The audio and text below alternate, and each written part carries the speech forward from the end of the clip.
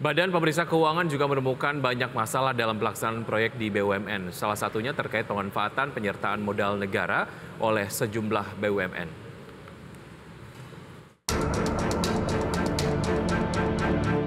Badan Pemeriksa Keuangan menemukan banyak masalah dalam pelaksanaan proyek di BUMN.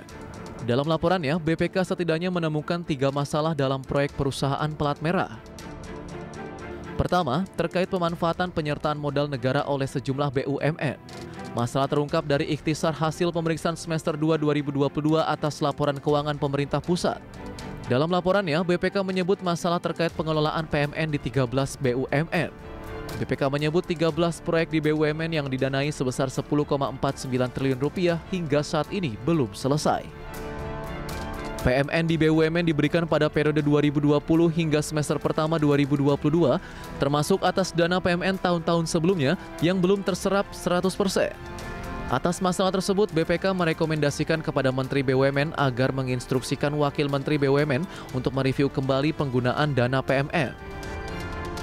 Masalah kedua terkait penugasan jangka panjang kepada PT Hutama Karya dalam membangun jalan tol Trans Sumatera yang berjalan lambat.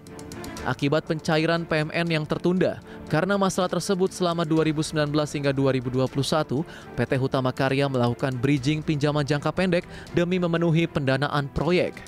Pinjaman akan ditutup setelah PMN cair sebesar 4,25 triliun rupiah dengan bunga pinjaman sebesar 101 miliar rupiah.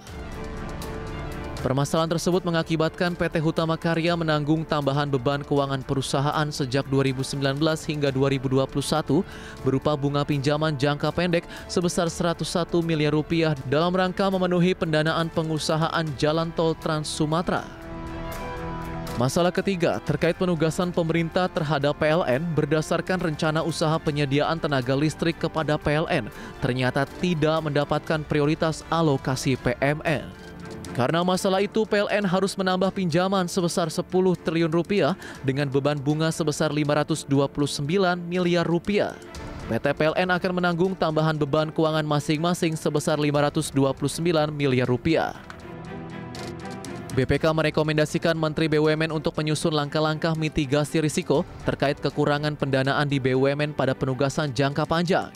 BPK juga mengusulkan koordinasi dengan Kementerian Keuangan, Bank Indonesia, dan Otoritas Jasa Keuangan untuk mempertimbangkan penyediaan fasilitas pendanaan dari perbankan yang tidak memberatkan BUMN yang mendapatkan penugasan dari pemerintah.